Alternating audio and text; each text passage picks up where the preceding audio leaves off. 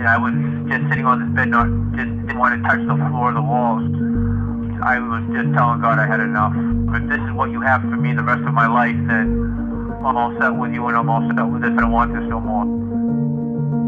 After losing everything that I knew in my life, I planned to take my life. The way I got to know Michael is that I wrote him a letter, not knowing if he would write me back. But he did. And when I went to visit him, I was his first visitor in 4 years. And then I asked him if I could bring his mother to visit him, because he hadn't seen his mother for 9 years. And I did. It was amazing. It was really powerful. Jesus tells us, basically, if we want to spend more time with him, then we want to spend time with the prisoner. One of our focuses here in Boston is prison ministry. And a team of us wanted to build a coalition of churches to serve those affected by incarceration. We've launched an initiative that we call the Boston Reentry Collaborative.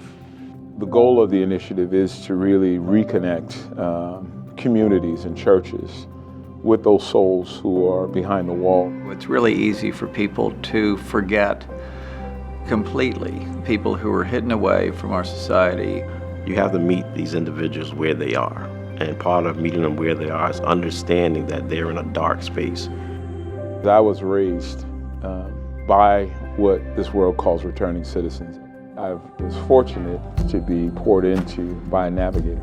When this opportunity came about, this would be an incredible journey for me to continue to offer the services behind the wall that were provided to me as a young person in the city of Boston. I was blessed to meet Pastor Chris 13 years ago.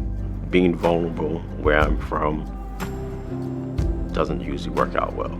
I learned that I can confide in him. It's a blessing.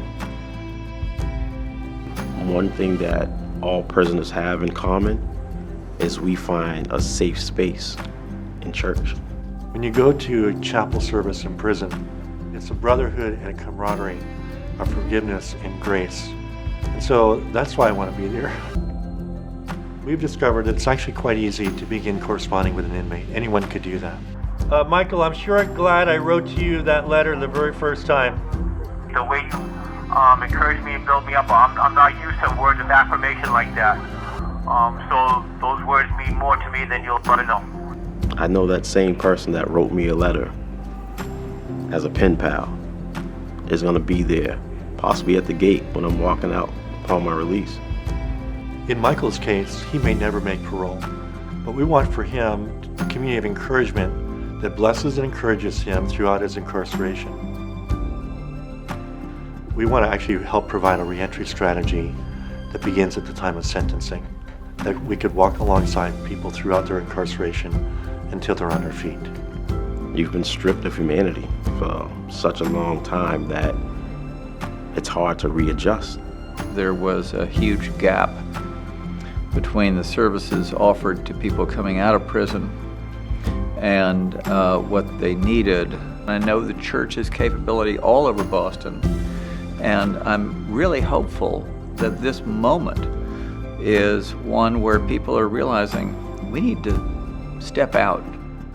If that support continued as we transition back into society, it'll make a world of a difference.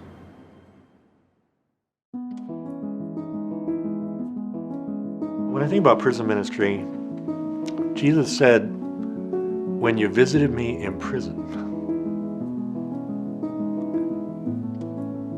So when I go to prison, I visit Jesus. When I go to jail, I see Jesus. Michael has taught me so much about life, not only about the prison system, but what does it mean to follow God in the worst possible circumstances. Michael embodies that for me. You've been a godsend in my life. God brought you into my life. And you were the first person that, from the free community that ever really embraced me.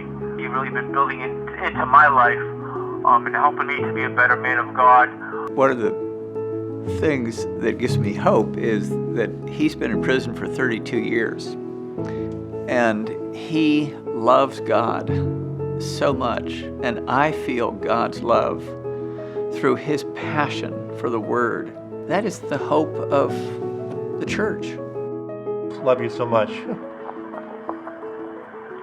you too, brother.